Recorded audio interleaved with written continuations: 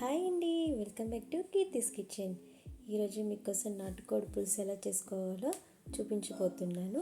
కొత్తగా పల్లెటూరు స్టైల్లో కట్ల పొయ్యి మీద చెబుతున్నామండి నేను, మా అత్తయ్య గారు. అయితే వాటికి కావాల్సిన ఇంగ్రీడియంట్స్ ఏంటో ఇప్పుడు చూద్దాం. అయితే ఇక్కడ నేను కేజీ చికెన్ కోసం 3 ఉల్లిగడ్డలు, 4 పచ్చిమిరపకాయలు, కొత్తిమీర, పుదీనా. రెసిపీని స్టార్ట్ చేసేద్దాం. ఫస్ట్ అయితే మేము ఇక్కడ ఒక మందపాటి గిన్నెని తీసుకొని 3-4 టేబుల్ స్పూన్ ఆయిల్ తీసుకున్నామండి. ఆ తర్వాత ముందుగా తరిగి పెట్టుకున్న ఉల్లిగడ్డ, పచ్చిమిర్చి, పుదీనాని యాడ్ చేసేసాను. ముందుగా అయితే ఇక్కడ ఉల్లిగడ్డలను గోల్డెన్ కలర్ వచ్చేంత వరకు వేయించుకోవాలండి. ఆ తర్వాత దీంట్లో ఒక 2 టేబుల్ స్పూన్ పసుపును కూడా యాడ్ చేసుకున్నామండి. పసుపు కూడా ఫ్రై అయిన తర్వాత నేను ఇక్కడ ముందుగానే 1 కేజీ నాటుకోడిని తీసుకొని దానికి ఉప్పు, నిమ్మకాయ రసంని పట్టించేసి మ్యారినేట్ చేసేసుకొని పక్కన పెట్టుకున్నానండి. దాన్ని అయితే ఇప్పుడు దీంట్లో యాడ్ చేసేద్దాం. ఇలా చేయడం వల్ల ఎలాంటి నీచు వాసన లేకుండా ఉడికిపోతుంది.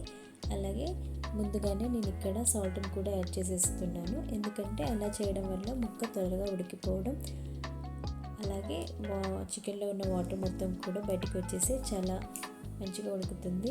చూడండి నేను ఎంత కష్టపడుతున్నానో, కానీ చాలా ఎంజాయ్ చేశాను ఈ వంట చేసేటప్పుడు. ఫస్ట్ టైం చేస్తున్నాను ఇలా నేను కట్ల పొయ్యి మీద. అత్తయ్య చెప్తూ ఉంటుంటే నేను చేస్తూ ఉన్నాను. చాలా బాగుంది, నేనైతే చాలా ఎంజాయ్ చేశాను.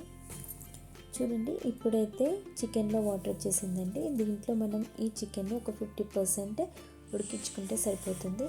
ఆ తర్వాత దీనికి జింజర్ గార్లిక్ పేస్ట్ని యాడ్ చేసుకోవాలి. దాంతోపాటు మనం పేస్ట్ చేసే ముందు ఒక 3-4 ఆనియన్స్ని కూడా కలిపి మిక్సీ పట్టేసుకొని యాడ్ చేసేసుకుంటే చాలా బాగుంటుంది. ఇది మా అత్తయ్య స్టైలే. మా అత్తయ్య ఇప్పుడు ఇలానే చేస్తూ ఉంటారు, ఎందుకంటే గ్రేవీ కోసం. సో అది కూడా యాడ్ చేసేస్తున్నాను. ఏంటంటే గార్లిక్, జింజర్, 3 ఆనియన్స్ 3 కలిపి మిక్స్ చేసేసుకున్నాను. చూడండి నేను ఎంత ఇబ్బంది పడుతున్నానో. సో అత్తయ్య అయితే చక్కచక్క చేసేస్తుంది, అత్తయ్యకి చాలా అలవాటు కాబట్టి. అయితే ఇక్కడ నేను 2-3 టేబుల్ స్పూన్ కారంని యాడ్ చేసేస్తున్నాను. ఇది చాలా పల్లెటూరు స్టైల్ కారం అండి. సో మీరు కూడా న్యాచురల్ కారంని యూజ్ చేయండి, చాలా బాగుంటుంది. ఆ తర్వాత ఇక్కడ నేను నిమ్మకాయ సైజ్ అంత చింతపండును కూడా నానపెట్టేసుకున్నాను ముందే. ఆ తర్వాత ఆ వాటర్ని కూడా దాంట్లో పోసేసేయండి. ఇక్కడైతే నాకు 2 గ్లాసెస్ వాటర్ పట్టింది. మీరు ఆ చికెన్ని బట్టి వాటర్ తీసుకోండి, మరీ ఎక్కువ వాటర్ తీసుకున్నా బాగోదు. సో పులుసుకు తగ్గట్టు మనం వాటర్ తీసుకుంటే సరిపోతుంది. నాకు తెలిసి కేజీకి 2 గ్లాసెస్ వాటర్ సరిపోతుంది కరెక్ట్గా. అది కూడా దగ్గరగా ఉడికించుకోండి. చూడండి ఎంత బాగుందంటే స్మెల్ మాత్రం సూపర్. అండ్ ఆల్సో దీంట్లో మనం కొత్తిమీర, ఇంట్లో ప్రిపేర్ చేసి పెట్టుకున్న మసాలా చాలా అంటే చాలా బాగుంటుంది. ఆ మసాలాను కూడా 2 టేబుల్ స్పూన్ యాడ్ చేసేసుకున్నాను. ఇంకా దీన్ని తిప్పేసుకొని ఒక 10 మినిట్స్ పాటు దీన్ని ఉడికించుకొని సర్వ్ చేసేసుకుంటే చాలా బాగుంటుంది.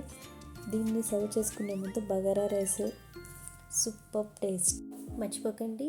ఇలాంటి మరిన్ని కొత్త రెసిపీస్ కోసం నా ఛానల్ని like, share, subscribe to my channel Keerthi's kitchen. Thanks for watching.